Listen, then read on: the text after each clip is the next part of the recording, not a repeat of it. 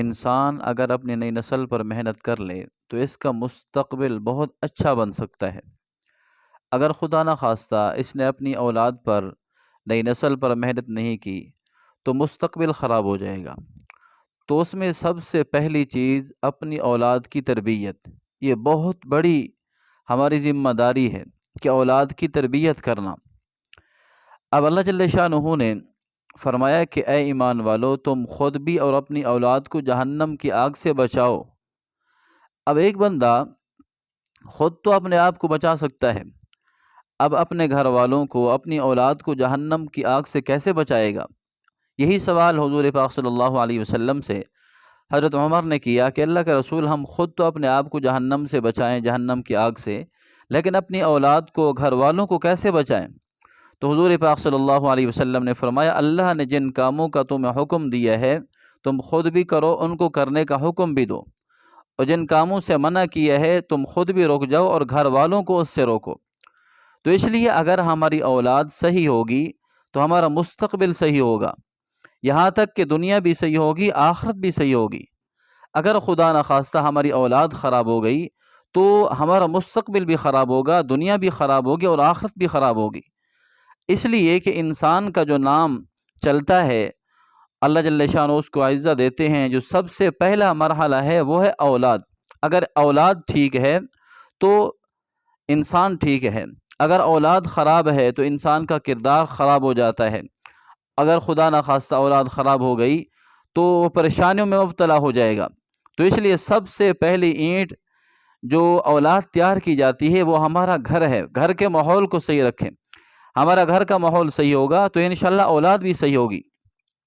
لیکن افسوس کی بات یہ ہے، آج ہماری بہت بدقسمتی سمجھیں یا بہت غفلتی سمجھیں کہ ہماری اولاد پر محنت نہیں ہو رہی۔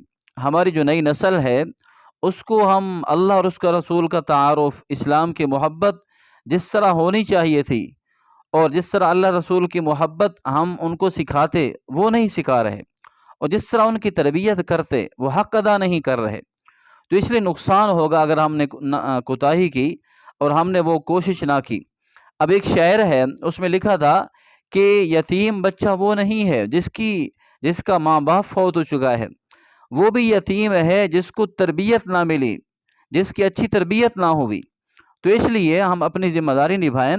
تو آج کل دیکھیں ہماری مساجد کا ماحول ہے، اس میں جو نمازوں کی تعداد ہونی چاہیے تھی وہ بہت کم ہے، اور اس کے ساتھ ساتھ جو سب سے بڑا نقصان ہے، ہماری اولادیں نماز سے دور، اچھی تعلیم سے دور، اخلاقیات سے دور ہوتی جا رہی ہیں۔ اب انسان خود نماز پڑھتا ہے لیکن اولاد کو تربیت نہیں کرتا، اولاد کو ترغیب نہیں دیتا۔ اب بیٹا بڑا ہو گیا، اب اس کو نماز پڑھنے کا طریقہ ہی نہیں آتا، نماز نہیں آتی، تو وہ کیسا آگے جا کر کیسے اللہ تعالیٰ کو راضی کرے گا؟ تو آج ہماری مسجدیں بچوں سے ویران ہوتی جا رہی ہیں۔ چھوٹے بچے ہمارے جو معصوم ہیں اور جو بلوغت سے پہلے وہ ہماری مسجد میں نظر نہیں آتے۔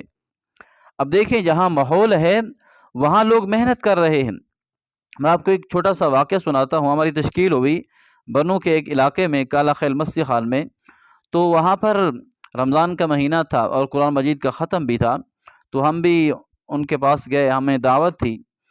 تو میں نے جو اس وقت یہ ماحول دیکھا، بڑا دل ربا مزہ آیا کہ وہاں بچوں کی ایسی تربیت، اگر 3 صفیں بڑے مردوں کی ہیں تو 2 صفیں بچوں کی تھیں۔ اب یہاں تک کہ میرے سامنے ایک بچہ ایسا کھڑا تھا جس کی عمر تقریباً 3 یا 4 سال ہوگی۔ اب میں کیا دیکھتا ہوں، ساری تراویح پڑھی، ہم بھی پڑھتے رہے، وہ بچہ صحیح سلامت صحیح طریقے سے نماز پڑھتا رہا، یہاں تک کہ تراویح مکمل ہوئی، پھر اس کے بعد دعا ہوئی تو بچہ بالکل صحیح سمت پر نماز پڑھتا رہا، پھر اس کے بعد دعا میں شریک ہوا، پھر اس کے بعد گھر چلا گیا۔ اب یہ اندازہ لگائیں، ایسی تربیت جب ہوگی تو بچے ہمارے نمازی بنیں گے، اور جب انسان نمازی بنتا ہے اس کو حیا آتی ہے، اللہ تعالیٰ اس کے اندر حیا پیدا فرماتے ہیں، بے حیائی سے انسان بچتا ہے۔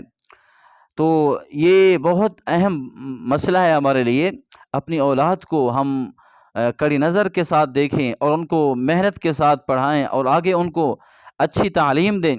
آج ایک جنازہ تھا، میں وہاں پر گیا، تقریباً 50 ایسے لڑکے جن کی عمر تقریباً 9 سال 10 سال کے قریب 11 سال، اب سارے کے سارے جنازہ پڑھ رہے ہیں اور بچے باہر کھڑے ہیں سکون سے، ان کو پتہ ہی نہیں، کوئی سمجھانے والا ہی نہیں ہے، اب کوئی ان کو ترغیب دینے والا نہیں ہے۔ تو یہ دیکھیں، جب ہم نماز کی طرف، اچھے اعمال کی طرف ان کو راغب نہیں کریں گے تو بڑے ہو کر وہ نہیں کریں گے۔ وہ لوگ بھی کان کھول کر سن لیں جو اپنی بچیوں کو نیم برہنہ لباس پہناتے ہیں۔ اب آدھا لباس ہے، بازو کھلے ہوئے ہیں اور اتنا چست ہے کہ جسم بھی نظر آ رہا ہے، جسم کی وہ جو صورتیں ہیں نظر آ رہی ہیں۔ اب خدا نخواستہ آپ نے 9-10 سال تک، جتنے سال تک ان کو یہ پہنایا ہے یہ کپڑا، تو بڑے ہو کر وہ حیا والا لباس نہیں پہنیں گی۔ جس طرح آپ نے ان کو تربیت دی ہے، گھر کے اندر ماحول دیا ہے، وہی ماحول اپنائیں گی۔ پھر بعد میں والدین پریشان ہوتے ہیں کہ ہماری اولاد ہمارے ہاتھ سے نکل گئی۔ اب ان میں مین کردار جو ہے والدین کا ہے، وہ تربیت نہیں کرتے۔ اب ان کو تربیت کا، اب یہ سب سے بڑا فقدان ہے جو ہمیں نظر آ رہا ہے کہ اولاد کی تربیت کیسی کرنی ہے۔ اب کسی کو علم ہی نہیں ہے کہ اولاد کو کیا کی چیزیں سکھانی ہے۔